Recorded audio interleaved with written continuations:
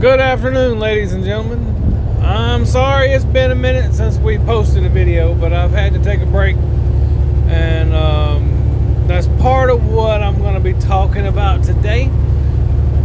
I've got to hyper focus on the trucking company. That being said, I think it's important for you guys to know that we opened up a brokerage, a freight brokerage.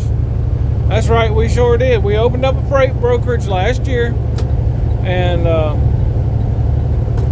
I have ran it and came to the conclusion that I do not enjoy it, nor do I want to continue doing it. It's more than just a money issue. It is a type of work, love of the industry. I don't like doing that type of work. I thought I would, but I don't. I really don't, and I could have been real successful at it. I did learn a few things, and I'm going to go into that now for y'all. A lot of these broker programs will come out there and make it look like it's easy and that it's cheap. There's not a lot of overhead and this and that. Well, I have to call false on that, because there is a pretty good bit of overhead and there is a large learning curve to find the customers and the carriers. Look, you can find shippers, you can find carriers, but right now there's so much fraud in the industry. It's hard to take care of yourself. And what I mean is, let's say you find a load for a shipper, you're gonna move it and you finally get it on the load board. Well, somebody comes on there and takes the load, but you never hear from them again. The load's gone, the carrier's gone, you don't know what's happening. Or let's say you move a load for a shipper and they decide not to pay. There's a lot of that type of stuff going on in the industry, and those are some risks that I did not like at all. Now, I did find some ways around that. Now, number one is you're going to need a good factoring company to factor your shippers and receivers whenever you move a load. And that factoring company is going to do all your credit checks and everything on that shipper.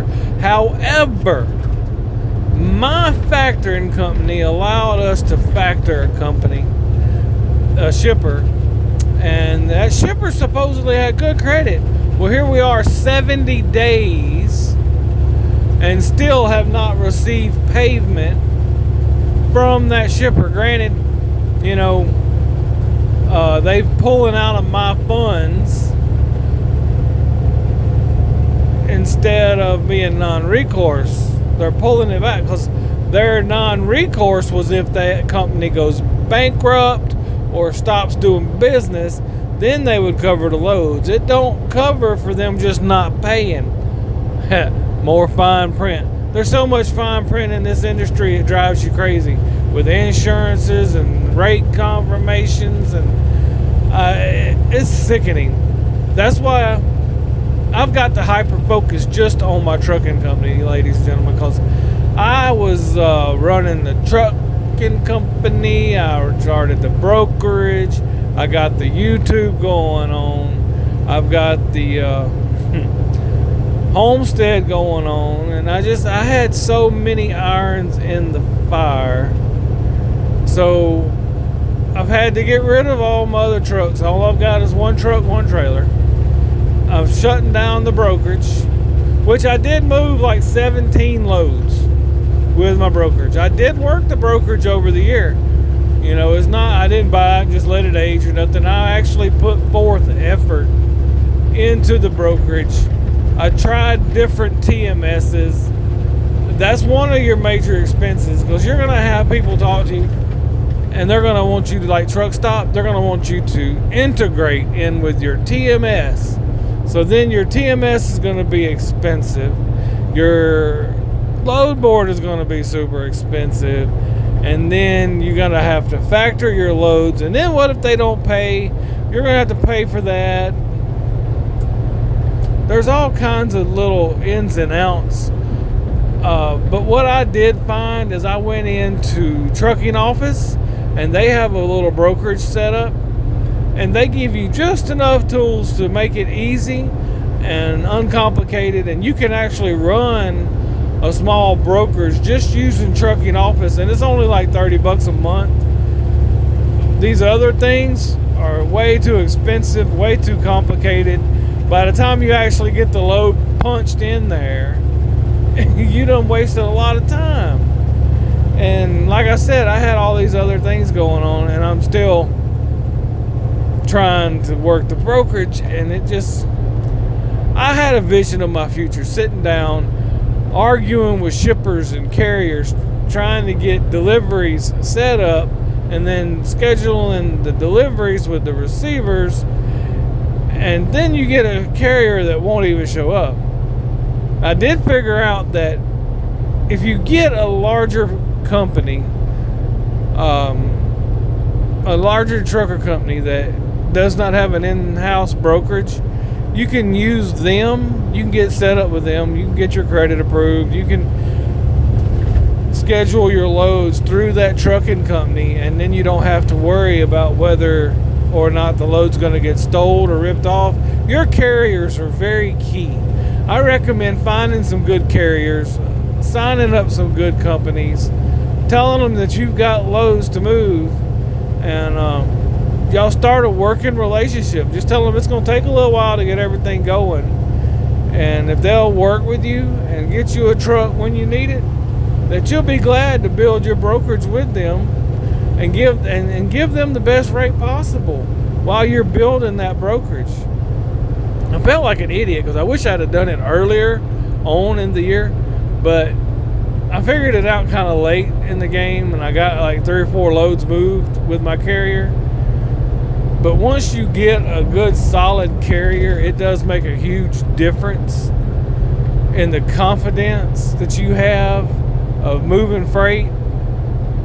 But then, like I say, you have to worry about shippers paying. You know, you would think having a factoring company, you would have more confidence in the fact that you're going to get paid or not. But yeah, they may pay you up front, but what happens when they start taking your money out the other end? You get charged back for that stuff. It's not cool at all. It's going to end up getting you. You need to do just as much work as the funding company does. The funding company that I have right now, they'll wait 30 days or 60 days before they send an email to check up on the payment. They'll initially send the invoice and the paperwork, but once that's done, they don't apparently contact anybody until after 30 days or after 60 days. They don't do the legwork like I would do it, you know. And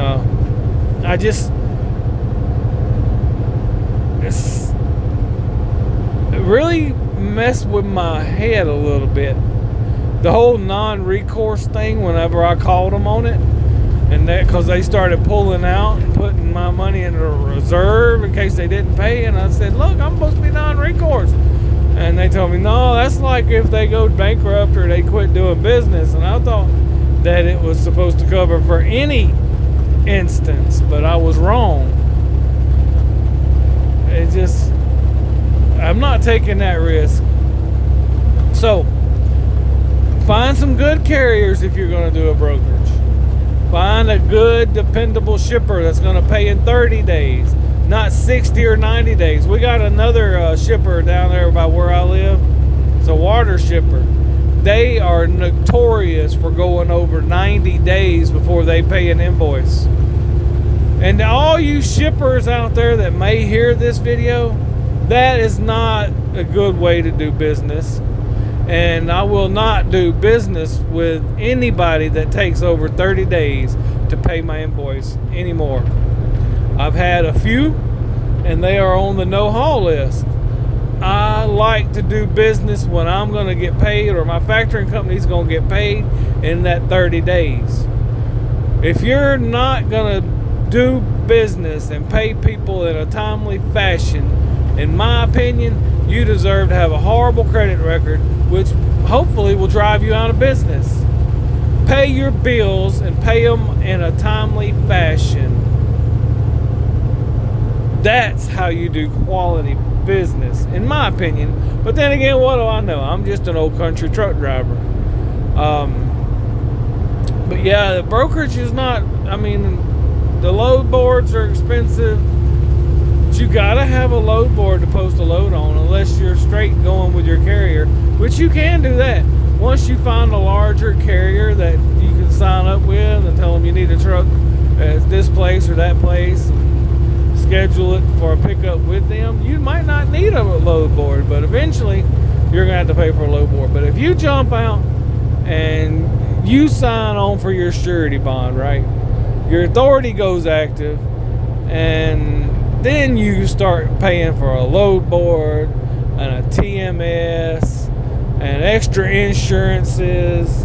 Because I mean, one of the companies, the company that didn't pay for so long, they wanted a performance bond, and they wanted general liability insurance, when the only thing that you're required to have as a broker is the surety bond. It's $85,000 surety bond. That's what you're required to have.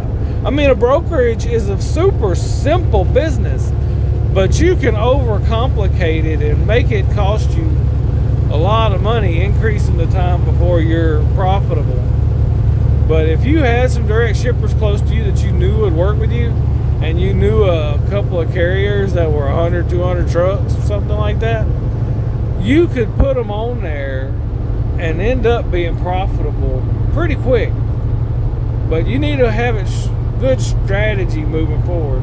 I recommend you really try to visualize what it's like to run that brokerage, because it might take you all day to build one load. You may work on that load all day. By the time the shipper and you come to terms about the load, then you got to find when the receiver wants it, or when you can get it delivered. And once you find out that information, then you got to call the carrier and find out if you can get a truck over there. And if you can't from them, you're going to have to put that load on the load board, try to find a carrier. And when you find that carrier, you got to vet him, and you got to make sure that everything lines up, that you're not going to get ripped off, right? And that takes a little while.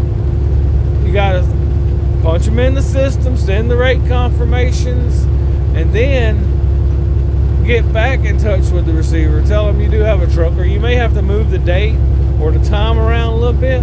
And some of the receivers are hard to get on the phone. Some of them only work by email. They do not make it an easy task to build that load and to get that load moved. You earn your money as a broker, no doubt. Now, there are some, undoubtedly, that are pretty simple, but there are a bunch of them that make things difficult. They're not going to pay right. They're not going to talk on the phone right. They're not going to schedule right. They're not going to have any leeway. And if you're late, they're going to penalize you. And the list goes on and on. And as I sat back and I thought about that, I just do not want to be on the phone that long. I do not want my entire day took up sitting at a desk, working on a computer, and talking to people that don't even like me. You know, that you're just in the way. You're a necessary evil, per se. And like I say, I just decided that I didn't want to do it anymore. And we will be closing that brokerage this month to help me hyper focus on my trucking. And since I'm going to be hyper focused on my trucking, I'm also going to roll back the amount of things I do here on YouTube. If I can't do it at a convenient time and get you up something I'm not gonna be taking time out from the time I need to be doing the trucking. I'm even rolling back the amount of social media that I watch, the amount of apps I have for social media. I'm kicking it on back. I've got to keep my mind right, because there's so many distractions that can really mess with you. Freight brokerage will make money, but it's not easy. Don't expect it to be simple, and you better enjoy talking on the phone and working on the computer and devoting your full day during the week to that job. Anyway, that's all for today. God bless. We'll catch you on the next ride.